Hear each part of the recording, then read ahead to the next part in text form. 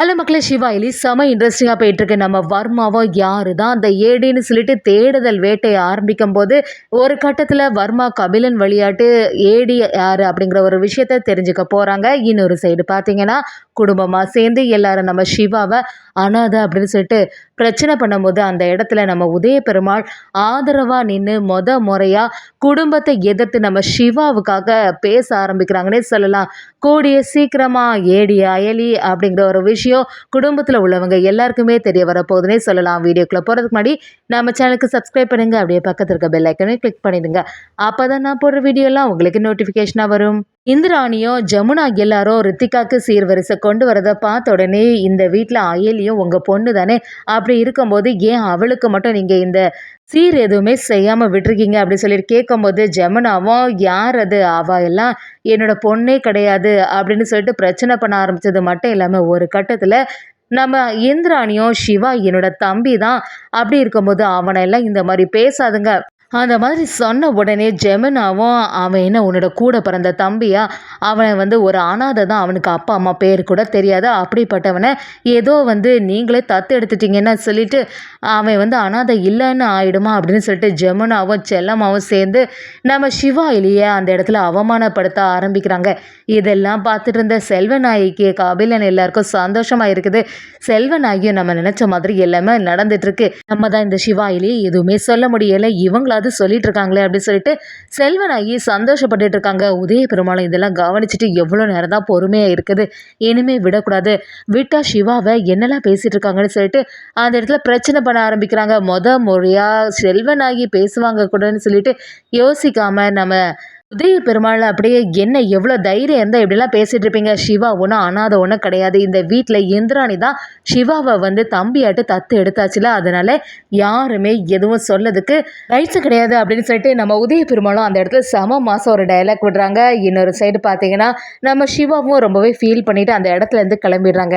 இதெல்லாம் கவனிச்சுட்டு இருந்த நம்ம இந்திராணியும் நம்ம அயலிக்கிட்ட அயலி சிவா ரொம்பவே வருத்தப்பட்டு தான் இந்த இடத்த விட்டு போயிருப்பான், எப்படியாவது அவனை சமாதானப்படுத்த, பாவம் அவன் எல்லாரும் அவனை தேவையில்லாமல் பேசி இப்படியெல்லாம் அவனோட மனசை காயப்படுத்திட்டு இருக்காங்க அப்படின்னு சொல்லிட்டு நம்ம இந்திராணி அயலிக்கிட்ட சொல்லும்போது அயலியும் பாவையும் சேர்ந்து அப்படியே நம்ம சிவாவை பார்க்கறதுக்காக போகிறாங்க. ஸ்கூலில் வச்சு நம்ம சிவா கிட்ட அயலியும், சிவா நீங்கள் எதுக்குமே கவலைப்படாதுங்க, கூடிய சீக்கிரமாக அந்த குடும்பத்தில் உள்ளவங்க எல்லாருமே உங்களை அந்த குடும்பத்தில் உள்ள ஒரு ஆளாட்டு அங்கீகாரம் கொடுப்பாங்க அப்படின்னு சொல்லும்போது நம்ம சிவாவும் எத்தனை நாள் தான் இதுக்காக நான் காத்துட்டு இருக்கதா அயலி, எங்கள் அப்பாவை பார்த்தல அந்த இடத்துல வச்சு இது என்னோட பையன்தான்னு சொல்லிட்டு எனக்கு ஆதரவாக இருந்திருந்தா எனக்கு எவ்வளோ சந்தோஷமாக இருக்கும் அப்படி சொன்னபோது நம்ம அயலியும் சரி அதெல்லாம் நினச்சி வருத்தப்பட்டு இருக்காதுங்க, எப்போவுமே உங்களுக்கு ஆதரவாக நாங்கள் இருக்கோம்னு சொல்லிட்டு நம்ம பாவையும் அயலியும் பேச ஆரம்பிக்கிறாங்க.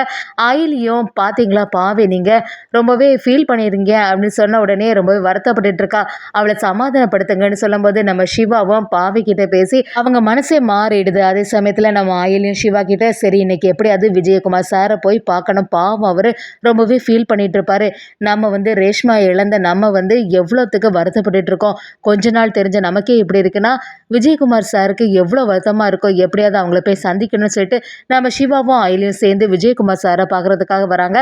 அங்கே பார்த்தீங்கன்னா அவங்க ரேஷ்மாவை நினச்சி பயங்கரமாக ஃபீல் பண்ணி அழுதுட்டு இருக்கும்போது அந்த அவங்க யூனிஃபார்ம் எல்லாத்தையுமே கீழே எடுத்து வைக்கிறாங்க.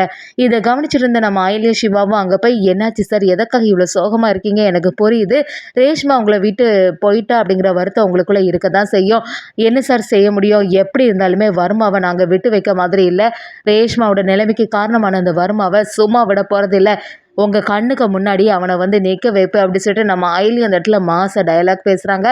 அந்த யூனிஃபார்மை பார்த்த உடனே அயலியும் என்ன சார் நீங்கள் பண்ண ஆரம்பிச்சிட்டிங்க, எதுக்காக இப்போ இந்த ஜாப்லேருந்து ரிசைன் பண்ணுறீங்க அப்படி கேட்கும்போது என்னால் இதுக்கு மேலே இந்த ஜாபில் கண்டினியூ பண்ண முடியாது அயலி, என் பொண்ணை இதுக்காக நான் இழந்துட்டேன், என்னால் முடியவே செய்யாது அப்படி சொல்லும்போது நம்ம அயலியும் சிவாவும் என்ன சார் நீங்கள் பேசிகிட்டு இருக்கீங்க, நீங்கள் எவ்வளோ தைரியமான ஆள், உங்களை பார்த்து தான் நாங்களே இந்த டிபார்ட்மெண்ட்டுக்கு வரணும்னு சொல்லிட்டு ஆசைப்பட்டோம், அதோடு இல்லாமல் நீங்கள் பண்ணக்கூடிய ஒவ்வொரு செயலையும் நாங்கள் ரசிச்சுட்டு இருந்தோம், நீங்கள் இல்லாமல் எங்களால் எதுவுமே பண்ண முடியாது சார், கண்டிப்பாக உங்கள் தலைமையில் தான் நாங்கள் எல்லாமே செய்ய போகிறோம், தயவு செய்து வர்மாவை பிடிக்கிறது வரைக்கும் இந்த ஜாபை நீங்கள் ரிசைன் பண்ணவே செய்யாதுங்க சார் அப்படி சொல்லும்போது நம்ம விஜயகுமாரும் தாங்க முடியாமல் கதறி அழ ஆரம்பிக்கிறாங்க. என்னோட பொண்ணு ரேஷ்மா இப்படி ஒரு நிலைமை ஆயிட்டாலே நினச்சி எனக்கு ரொம்பவே வருத்தமாக இருக்குது, இதுக்கு மேலே என்னால் ஒரு மனசுல வந்து எப்பவுமே என் பொண்ணோட நினைப்பு தான் இருக்க போகுது. அப்படி இருக்கும்போது என்னால நல்லபடியா இந்த ஜாப்ல எல்லாம் வேலை செய்ய முடியாது. அதனால தான் நான் வந்து ரிசைன் பண்றேன்னு சொல்லிட்டு நம்ம விஜயகுமார் சார் சொல்லும்போது, சிவாவும் அயலியும் சேர்ந்து தடுத்து நிறுத்துறாங்க. அதே சமயத்துல வர்மா வீட்ல அப்படியே தூங்கிட்டு இருக்கும்போது, திடீர்னு அவங்களோட அடியாள் வந்து பார்க்குறாங்க. அப்ப வர்மா அசதியா தூங்கிட்டு இருக்காங்க. ஏதாவது ஒரு அர்ஜென்ட்டான விஷயமா? நீங்க யாரு ஃபோன்ல பேசுறீங்க? அப்படின்னு சொல்லிட்டு கேட்கும்போது, அங்க உள்ளவங்களும் நான் வந்து ஏடி யார் அப்படிங்கிற ஒரு விஷயத்த கண்டுபிடிச்சுட்டு, அது சம்மந்தமா தான் உன்ன பேசணும்னு சொன்ன உடனே நம்ம வர்மாவும் அப்படியே எழும்புறாங்க. அத கவனிச்ச உடனே, "என்னாச்சு?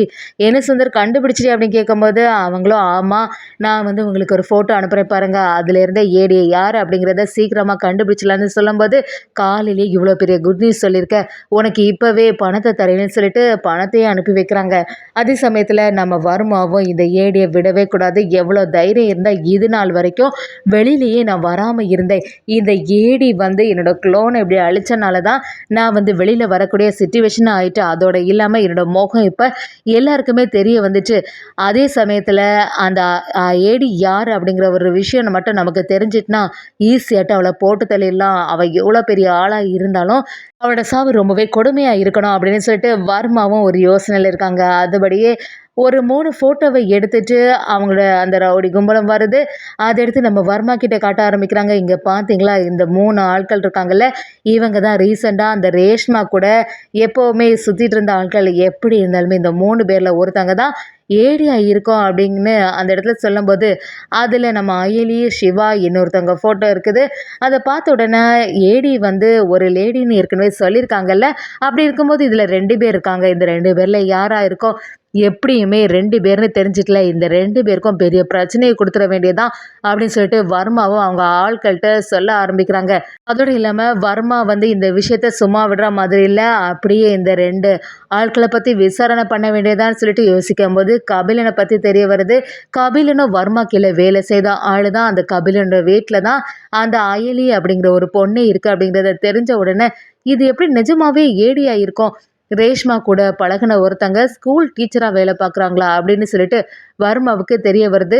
சரி, கபிலன் கிட்ட இத பத்தி விசாரணை பண்ணா நமக்கு ஒரு ஐடியா கிடைக்கும்னு சொல்லிட்டு நேரடியா நம்ம வர்மாவே களத்துல இறங்குறாங்க. அதோட இல்லாம கபிலன் கிட்ட நம்ம நேரடியா போய் எதுவுமே சொல்ல முடியாது. எப்படியாவது நம்ம அடியாள் யாராவது ஒருத்தங்க இருந்தாங்கன்னா, அவங்க மூலமா கபிலன் கிட்ட விசாரணை பண்ண சொல்லிட்டு சரியாட்டு மறைமுகமா கபிலன் கிட்ட விசாரணை பண்ண ஆரம்பிக்கிறாங்க. ஒரு கட்டத்துல கபிலனே எனக்கு வந்து சந்தேகமா தான் இருக்கு. எங்க வீட்ல இருக்கக்கூடிய ஆயிலி தான் ஏடி அப்படிங்கிறதுல சந்தேகமா இருக்குன்னு ஏற்கனவே இத பத்தி நாங்க உங்கள்ட்ட சொல்லியிருக்கோம் அப்படிங்கிற மாரி கபிலன் ஒரு விஷயத்த பேசும்போது வர்மாவுக்கு இன்னும் கொஞ்சம் டவுட் வந்துடுது. வர்மாவே அப்படியே நம்ம அயலிய கண்டுபிடிச்சு ஒரு கட்டத்துல நேருக்கு நேரா நம்ம ஏடி அயலியும் வர்மாவும் சந்திக்கிற மாரி ஒரு சிச்சுவேஷன் ஏற்படுது. அதே சமயத்துல இந்த வாட்டி நம்ம ஏடி அயலி சும்மா விடுற மாதிரி இல்ல. வர்மாவை எதிர்த்து நிக்கிற அயலி தான் ஏடின்னு தெரிஞ்சு குடும்பத்துல உள்ளவங்க எல்லாருமே அப்படியே அதிர்ச்சியாயி நிக்கிறாங்கன்னே சொல்லலாம்.